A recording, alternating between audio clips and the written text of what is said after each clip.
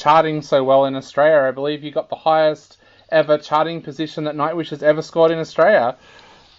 Oh, really? Yes, yeah, the That's news just came through. Yeah, I just heard we even became #1 in England too. Oh, wow. Yeah, and the Netherlands. Finland we had, and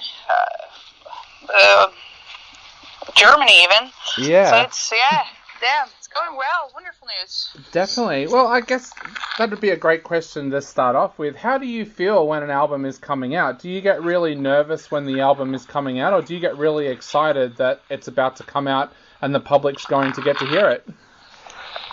Yeah, more excited. I mean, nervous would mean, I guess, that you doubt something. Yeah.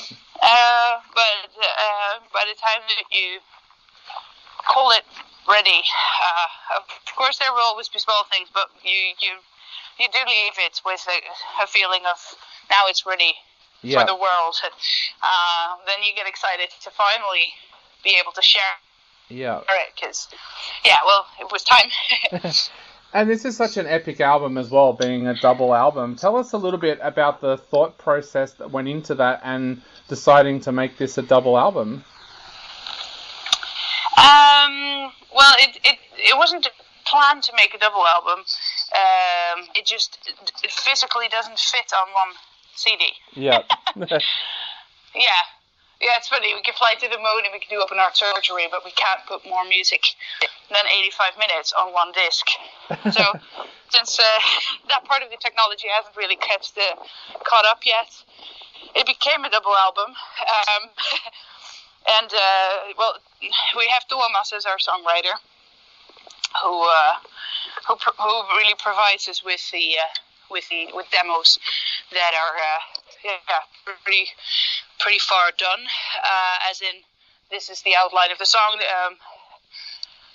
Then we have Pip Williams doing the orchestrations, but unlike previously, we don't have any orchestra on the songs, the 9 songs where the band is playing on.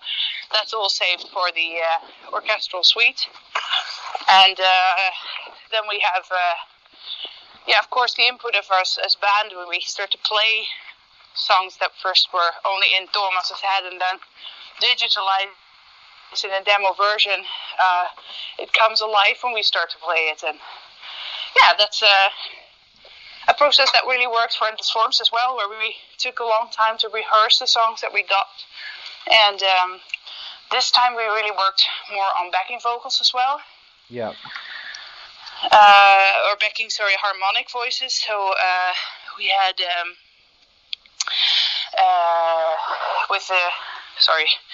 catch my breath.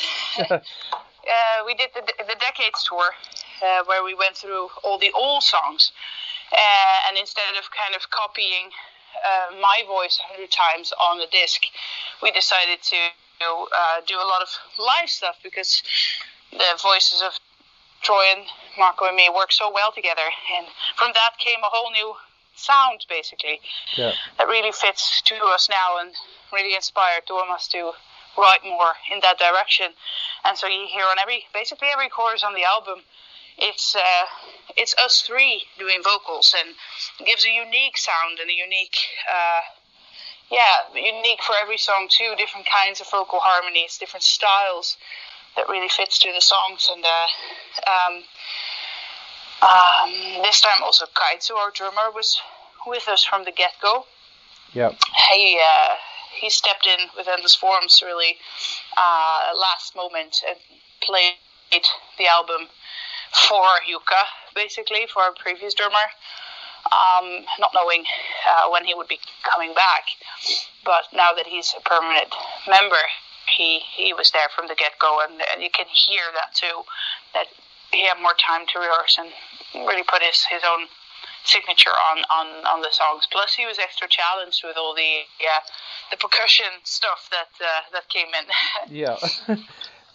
There's a real feel on this album that you were experimenting a lot more, especially when Harvest came out. A lot more people were talking about the more experimentary side of Nightwish was coming out. Was that something that you were aware of when you were in those rehearsals, that the sounds were different to the past? Yeah, absolutely.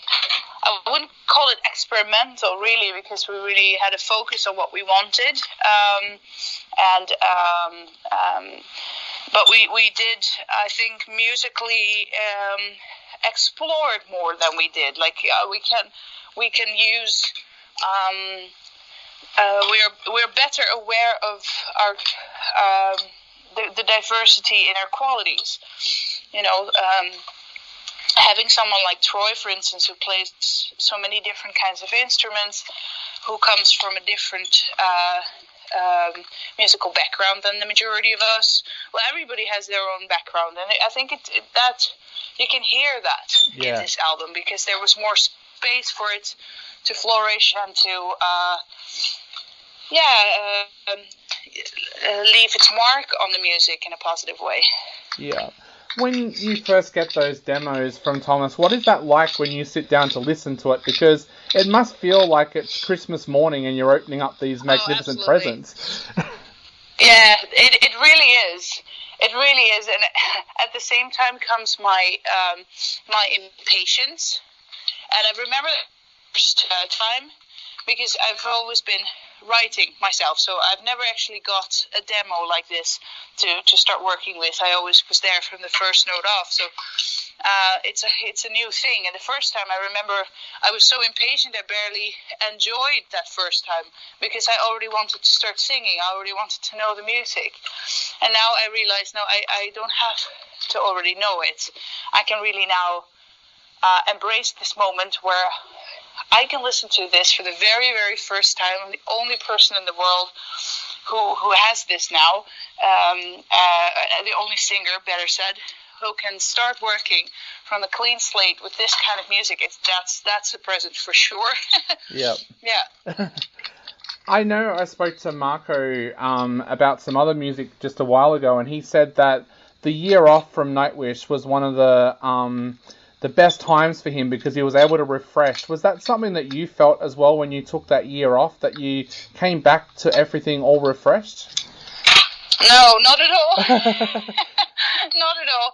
No, first of all, I joined the band so recent that for me a year off from the band was not a personal need. But when it came, it did provide me with a chance to start a family, and that we did. But that does not really feel like a year off to become a mom, I can tell you that. Yeah. So I was not refreshed. Plus, I kind of, I didn't really know what it would be like being a young mom. Or, well, not a young, but anyway, a mom of a young kid. So I said yes to way too many projects. I did way too much while getting out of the exhaustion of the first months. And so no, by the time that the World Tour started, I was exhausted. Yeah. And now we're all in a weird time at the moment now with lockdown. Here in Australia, we're in total lockdown. So did you think about postponing the album at all because the world was in lockdown? Or did you actually see this as a great opportunity to get this beautiful music out there? Yes, the latter one. We already did all the promotion you can do physically. All the work was done. So when we took the decision, however, lockdowns weren't really happening yet. We didn't know it was going to get this far. But I'm still happy with our decision though, because I think we bring pleasure to a lot of people that now have a lot of time to actually listen to the album. Exactly. So it's sad we can't perform it live, but at least people can enjoy it now, and I'm really glad for that. Yeah, and I think also like tracks like Harvest, I listened to that again today, and I thought, now the world is going through this kind of music kind of means a lot more to us as well. I don't know if that's something that you're aware of, but the words, the lyrics really strike at heart now. Yeah. But if you think of it, cruel and horrible as it is, we are living in an overpopulated biotope. Yep. In every area, if there are too many kangaroos in Australia, they eat too much crops, they don't leave enough food for other species, they, it results in all kinds of problems. Yeah. And with rabbits, for instance, when there are too many rabbits in one area, they usually get killed by some kind of disease that naturally takes out the too many. Definitely, yeah. And it's a horrible thing to think of, but that's what's happening. Yeah. Definitely, yeah.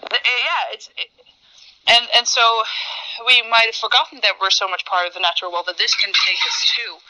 But yeah, of course. And then we're so close to each other, it spreads like a disease. Exactly, yeah. So the only thing that surprises me really is the ill preparation of governments worldwide for an outbreak of a virus or a disease that all of a sudden causes this. Yep. Yeah. And Human Nature, the album, in some of the themes might tap into, it taps into the love for life and into the love for nature and the positive things of us humans, because now you can say, yeah, we destroyed the planet and we don't know how to take care of ourselves, and you have all this doom thinking everywhere. That's not really productive either. Yeah. I mean, we've been doing great things, but we can also say that there are probably better ways to take care of the planet that we live in, and I kind of hope that this whole situation inspires people to better their ways, basically. Definitely. And of course, with the track Ad Astra, a lot of us have been introduced to World Land Trust. I was wondering if you could tell our listeners a little bit about World Land Trust and the partnership that Nightwish now have with them. Yeah, please, yeah. You're the first one I was asking. Well, World Land Trust is an organization that wants to help preserve the natural world.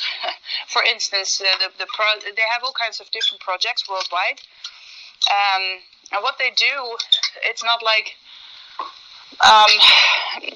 what they do is basically buy land. Imagine you have a beautiful rainforest and you don't want it to be taken away, but the local government says, yeah, but it's our land, and we can make a lot of money on this.